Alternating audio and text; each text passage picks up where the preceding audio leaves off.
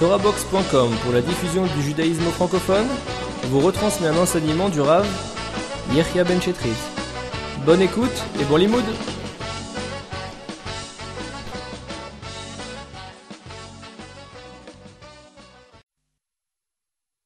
Aux premières lettres de chaque mot du pasuk, Ani, Ledodi, Vedodi, Li. Ani, Aleph, Ledodi, Vedodi, Li. Je suis pour mon aimé et mon aimé est pour moi. Donc ça veut dire que pendant cette période-là, un homme il a une possibilité d'être beaucoup plus proche d'Hachem que durant toute l'année. Comme ça c'est écrit dans les commentaires. Alors maintenant la question qu'on se pose, c'est quand on parle de proximité avec Hachem, est-ce que c'est une proximité qui vient parce que dans l'espace de Elul, dans le temps de Elul, il y a une proximité qui existe? Comme on sait que la Torah nous explique que chaque temps, il contient un certain parfum, et qu'en traversant le temps, on ressent quelque chose, on vit quelque chose qui est différent à chaque période. C'est-à-dire que les événements où la Torah, elle a marqué le calendrier, et ce calendrier, il contient l'événement. Quand on passe par Pessah, c'est un temps de libération, comme les Bnei Israël sont sortis d'Égypte à Pessah. Donc il y a une potentialité de libération à Pessah qui peut se renouveler chaque année pour chacun qui pourra se libérer et qui amènera aussi la libération finale, elle dit la Gemara, qui viendra avec le Mashiach à Pessah, parce que le temps de Pessah contient la libération. Le temps de Kippour contient le pardon. Le fait même de passer par Kippour, ça pardonne les fautes. Parce que le temps, il contient le pardon. Comme quelqu'un qui passerait par une douche, donc de la veille jusqu'au lendemain soir, il pleut du pardon. Donc il est pardonné. Il dit maintenant, le mois de Elul, il contient une proximité avec Akadosh Baruch Hu. C'est un moment où on peut être plus proche d'Hachem, on peut mieux le ressentir, mieux le comprendre. Ou alors une autre version qui n'a rien à voir, il dit le Rav Dessler, peut-être qu'en vérité, il n'y a rien dans ce mois de plus que dans les autres mois. Le mois, le temps lui-même, il contient rien. Mais le fait de savoir qu'à la fin du mois, c'est Rosh Hashanah, parce que le premier Tishri, c'est Rosh Hashanah. Donc le fait de savoir qu'on passe en jugement, alors peut-être que ça crée un conditionnement chez la personne qu'il y aura une proximité. Comme à l'examen. C'est connu que tous les étudiants ne font rien pendant 6 mois, c'est connu. Ils travaillent pendant les 3 derniers mois, les 2 derniers mois. Ils attendent la fin de l'année. Donc quand ils ont le sentiment de l'examen qui remonte, oui, comme disent les psychologues, le l'ARCEB, ça s'appelle. Oui. Donc quand ils sentent que ça revient, maintenant, est-ce que ça revient parce que c'est le moment de l'examen qui arrive, ou est-ce que ça revient parce que d'un seul coup ils prennent conscience qu'il y a un problème? Ça change rien pour nous. C'est le fait qu'ils sont en face d'une échéance qui les pousse à réfléchir. Alors il dit Rav Dessler, peut-être que le fait de savoir qu'on va être jugé à Rosh Hashanah, ça fait qu'au mois d'Elul, on commence à réfléchir. Ou non, c'est quelque chose qui est inclus à l'intérieur du temps. Alors venons, on va essayer de comprendre à quoi elle peut correspondre cette notion de proximité qui va exister, soit parce qu'elle est inclue dans le temps, soit parce que quelqu'un y sait qui se rapproche du mois d'Elul. Alors pour comprendre ça, il faut comprendre un Rav Dessler qui est très très important, qu'il faut vraiment avoir fait avant de mourir, c'est très important pour ceux qui veulent mourir. Donc c'est marqué, c'est ce qu'on appelle le passage de Mabat à Emet. Mabat à Emet, c'est quoi? C'est la vision de la vérité. Là-bas, le Rav Dessler, il va expliquer qu'une personne, comment est-ce qu'une personne va avoir une perception de la vérité dans ce monde? Alors le principe, il est comme ça. Vous savez qu'un homme, pour réfléchir, il a 2 éléments principaux. Il a un élément qui s'appelle la force d'analyse. D'accord? Il a un ordinateur à l'intérieur de sa tête qui analyse, un gros computer comme ça, qui est capable de faire des millions et des millions de calculs. Et d'un autre côté, il a ce qu'on appelle la hit-aninut. C'est-à-dire qu'il a l'intérêt qu'il a pour les choses. Maintenant, le cerveau, lui, il n'a pas d'intérêt.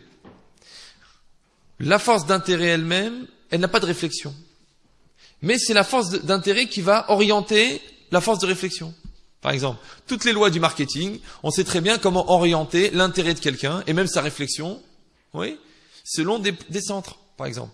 C'est connu dans les supermarchés que les produits qui sont à la hauteur des yeux sont plus chers que ceux qui sont plus bas. Parce que le type, il n'a pas envie de se baisser.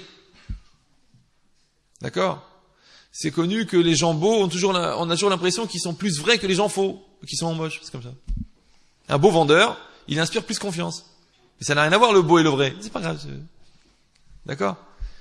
De la même manière, dans les journaux, on sait que les encarts en bas à droite, ils sont plus chers. Parce que la personne, quand elle va tourner la page, elle va mettre la main, elle va regarder, ça sera plus cher.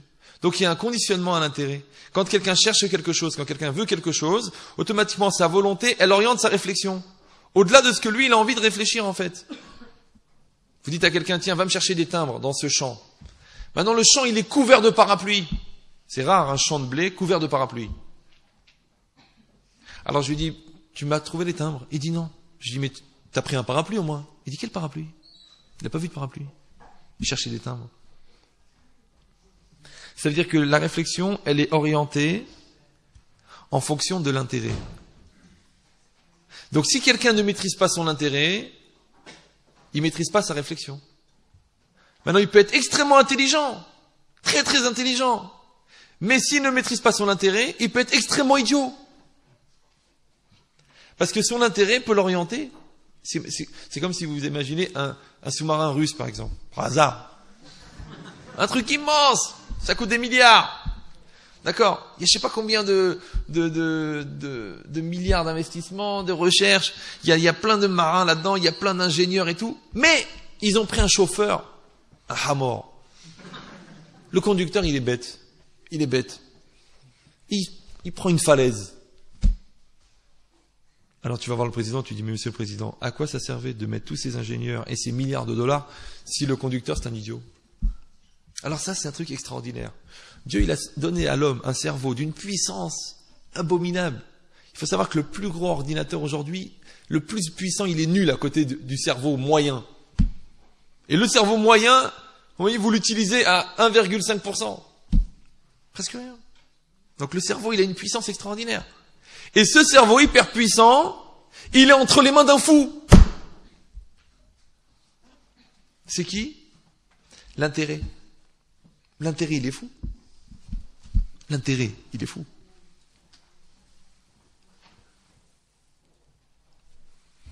Alors il dit, Rav Dessler, il y a différents types de questions qu'un homme il va se poser dans sa vie. Il y a ce qu'on appelle les questions du comment et les questions du pourquoi. Les questions du comment, c'est les questions techniques. Comment est-ce qu'on fait? D'accord? Alors à l'école, on lui dit comment on fait des multiplications. Après, on lui dit comment on résout des problèmes de maths. Après, on lui dit comment on résout des problèmes de physique. Après, à la fac, on lui dit comment on résout, je sais pas, un cosinus de Tralou. Ouais.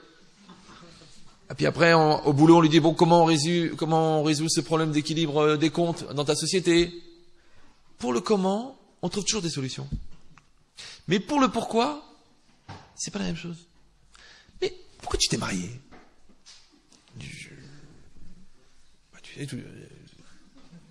Je sais pas.